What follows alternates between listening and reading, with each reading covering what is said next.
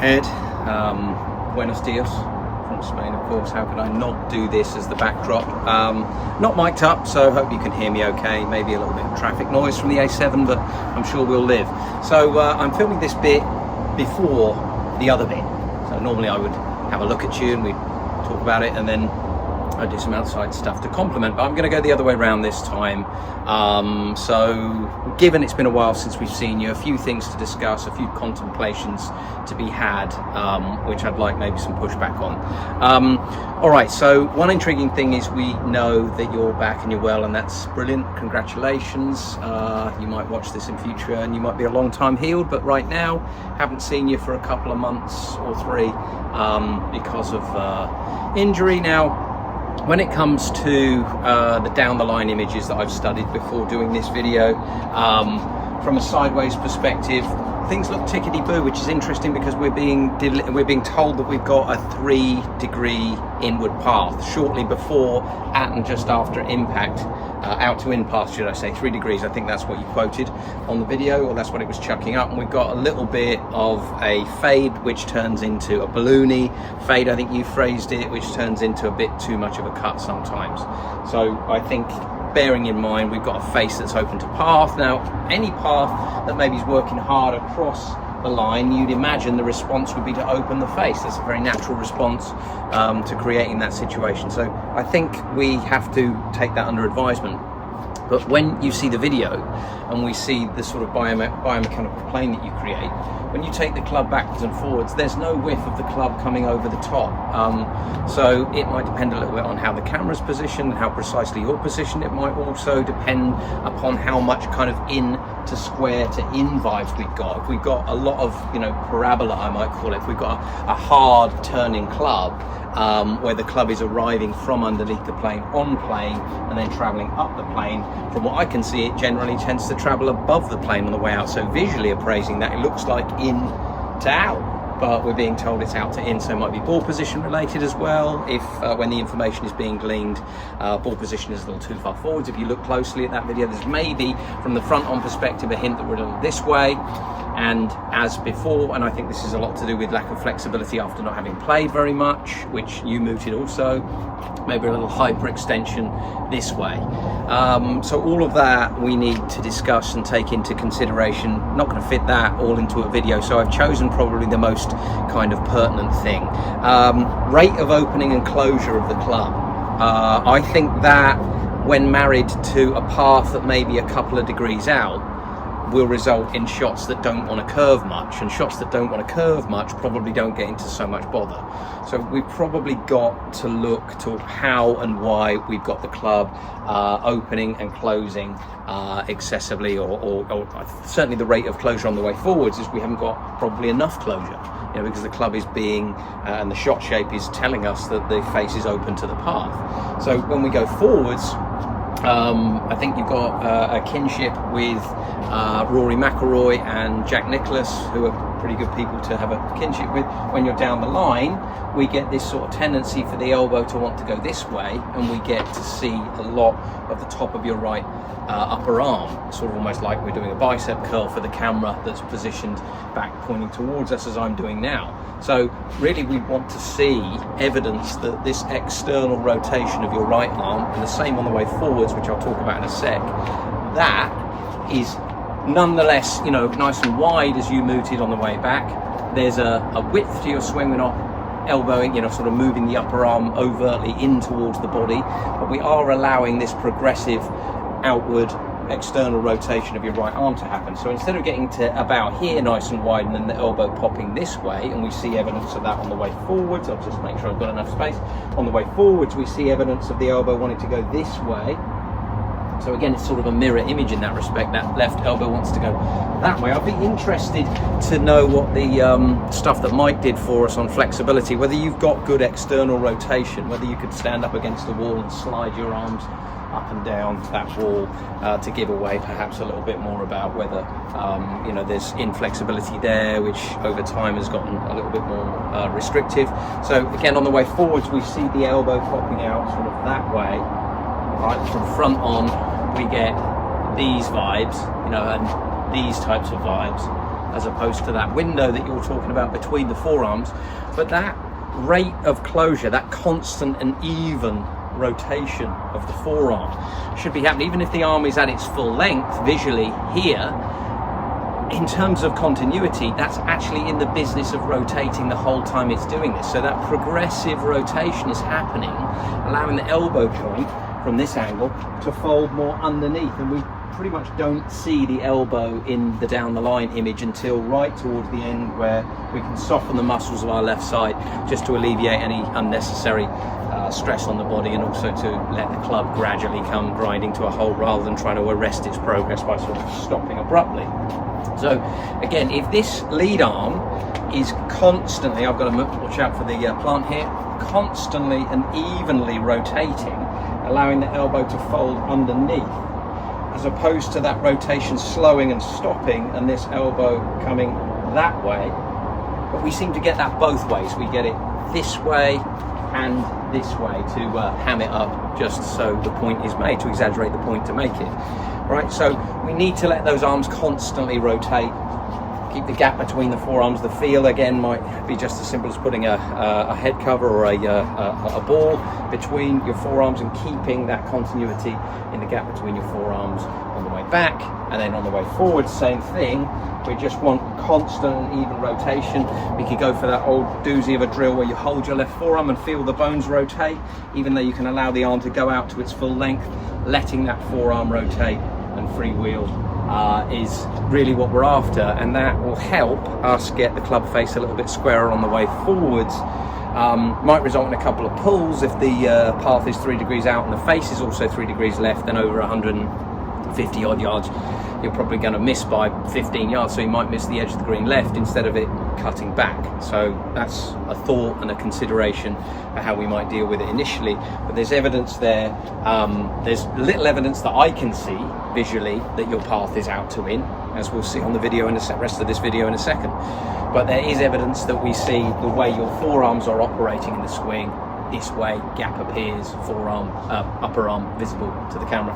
Similarly on this direction, you know, we can see that vibe happening. So, you know, allowing the forearms to rotate more freely within the framework of the swing would basically be what we're about. Now, also flexibility wise on the way forwards, it may be, I'm going to lace this video with some Annika Sorenstam, because she's one of the poster children for keeping the head and body rotating at the same time. See also Darren Clark, see Dustin Johnson, for example. Might be quite fun to do an exercise where you put the ball in front of you and you strike it when your face is looking at the target, so the club is on the right hand side of you and impact happens on the right hand side of you. Just let those neck muscles have the afternoon off, or a few swings off, and rotate the body, and let the face, although the head occupies the same space. Do a little drill, do a little exercise. Wish I could hit some for you now and just show you the camera, where you hit and you strike with your face looking at the target in the moment of impact. So Annika Sorenstam will do a decent version of that. David Duval used to do well with that, Darren Clark.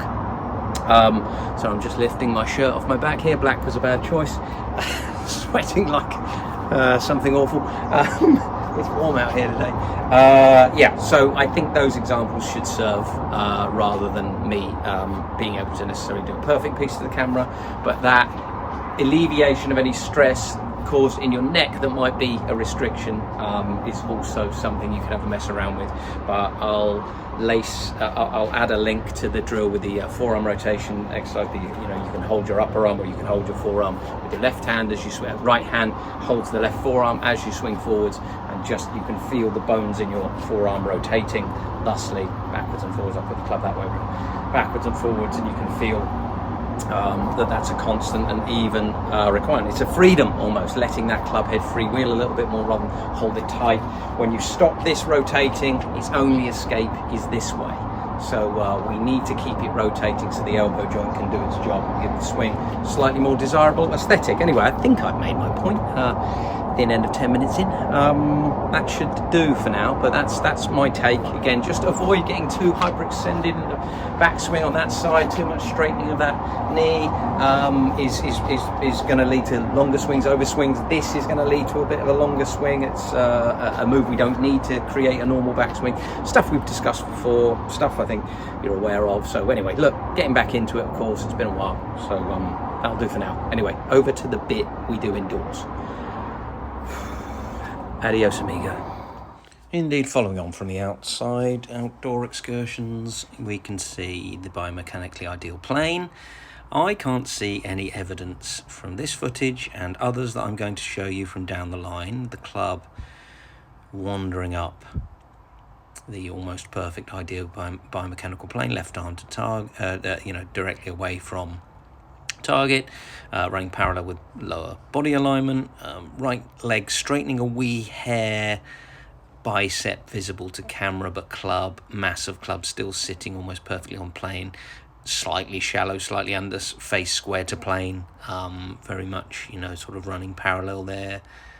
Certainly couldn't be construed as wildly open or closed at this point. Again, we sort of see upper part of your bicep, bit of separation between the arms, so that gives a bit of softness to these muscles and will allow a bit of overswing. Couple that with a slightly hyperextended right side and straighten right leg, and we'll get a little bit of extra backswing.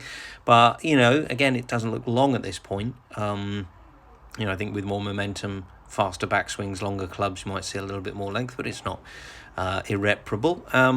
No evidence of the club being delivered from above the plane, or indeed exiting aggressively underneath it, almost perfectly on. But there is evidence of holding the face open, because the club is above plane on the way through, and you can see the elbow jutting outwards early-ish into the follow-through. What I love to see, of course, is plenty of right arm remaining available to apply pressure and force.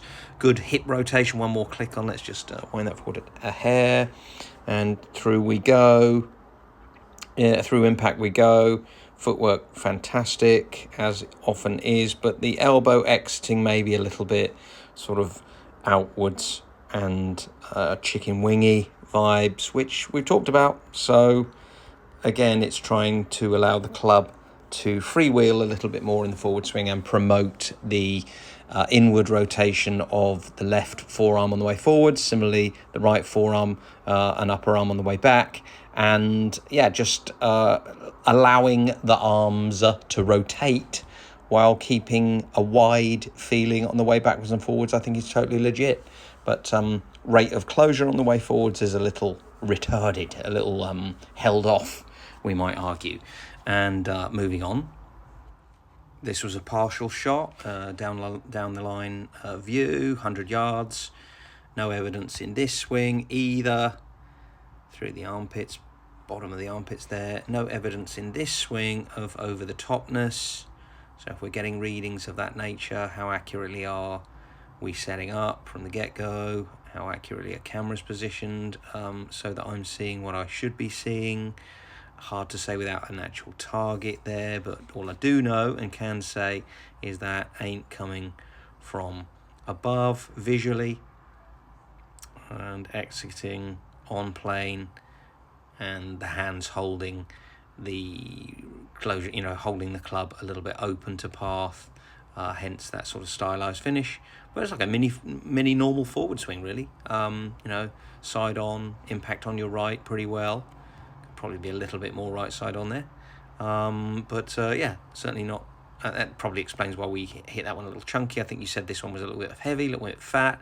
Right arm given away maybe a little early, as in contrast to the previous bit of footage with, I think, what was the 4-iron. So maybe released it just a tad early and hit it a tiny bit heavy, but still came up long, as you suggested on the video, but not the end of the world. More good than bad, certainly, there, I have to say. And so to face on shenanigans, maybe get some vibes that we're leaning a little bit towards the target.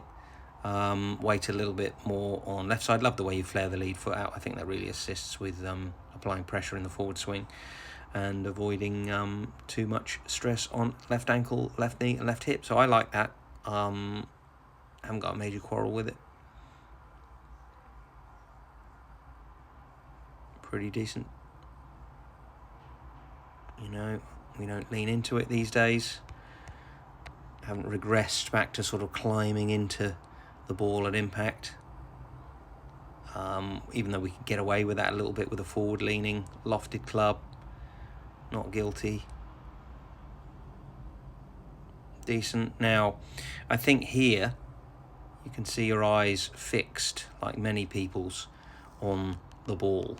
Your gaze pointing this way. Wouldn't bother me none if your eyes were pointing more this way. Sort of, not go nuts here, pointing more in the direction of your chest at this point. Maybe that's why the chest doesn't continually and evenly rotate. Maybe that's why the rotation stalls, because of a lack of flexibility in the neck, perhaps. So we can see you holding the head steady for a long time, whereas there are others who don't follow those antics. So flexibility levels in external rotation of left and right arm, but also maybe more willingness to give away the head and allow it to rotate. It could stay in the same place, in my opinion, but if it was allowed to rotate, if your eyes were pointing more this way as a practice drill, as an exercise, I wonder what it would do to the shape of your swing. I would love to do an actual demo, but I'm going to hand you over to Arnika or Annika, depending on where you are from in the world, to demonstrate for you and channel these vibes. Yes, you can still hit a ball if your head and point inside your upper sternum sort of thus are in about the same place. You can still rotate. Yeah, it's very much feasible to rotate. It's very much done by the Dustin Johnsons and the Darren Clarks and the Annika Sorenstam's, as we will observe. Now look here, see, one of the reasons that Arnika is so interesting to watch in this respect is because she doesn't always do this. I mean, it's startling how much she does it there to somebody who lives by the gospel of don't let your eyeballs sort of follow the target line, and don't allow your head or your eyes to be anything other than fixed on the position the ball used to be in. She's clearly, there we are, not doing that. Now, the constant, even, smooth, continuous rotation. The elbow folds in a peculiar way compared to yours, more under, and then she sort of lets go of it at the end. Lets go of it, should I say, at the end. Sorry, the camera work on this wasn't mine. It's moving around all over the place, but you get the idea. It's allowed, and maybe that will allow for a more constant and even rotation of the body, which might help in ways that we already have discussed and suspect. So there's that. Another example on another day. Certainly not as pronounced there, huh? Let's just pause her in action, see what she looks like at impact. You know, you'd be forgiven for thinking that's a different golfer's style there. I mean, lots that's good, obviously. She's given away quite a bit of right arm, but good body rotation, which we know can be done. Min Woo Lee is a great exponent of that, the exception that proves the rule. So, you know, decent. I know she's not an uber long hitter, Arnika, but super straight, so lines the club up beautifully on her right side through impact. So didn't do it in that particular piece of footage. I wonder if we'll look at one more. Take you through this in slow-mo. Yeah. Way more evidence that she's content to not be looking at the ball when she strikes it. Elbow folding more underneath, but again, her signature sort of finish. It's not critical that we necessarily copy somebody else. It's critical that we make things happen that are desirable for your game. So not holding the face slightly open to path on occasions where you don't want that little tail of fade at the end of the iron shot. If it's not desirable, a little bit more tendency to flight the ball without that curve in it might be more desirable. So anyway, as I was saying, let's just, for fun, let's just apply that same biomechanical notion of playing to Arnika. Like you, her club travels almost perfectly straight up that line, hands a little underneath it, left arm pointing back towards camera, a little gap between sternum and left arm. On she goes, rises above plane, and then shallows the club well underneath, back and through, and exits. Look at how close that club face is. At that point, not an issue, of course. Didn't get to ask her whether she was trying to hit a sort of flighty, sort of knockdown shot, which took the spin off it and hooded the face, de-lofted the club. But anyway, nonetheless, that's how she plays them. And just to share the love, we'll have a little look at Drage. Not one for keeping his eyes pointing diligently towards the ball. Looks awfully like it in that footage. Anyway, the reason I wanted to show you this is because you can see how constantly that bicep rotates, even though the arms are very much allowed to go out to their full length. There's plenty of right arm remaining at the moment of impact. It is obviously consequently his plan to give it away, but that constant even rotation of the elbow collapsing away more underneath the swing is the noteworthy element of that. Let's look at him down the line.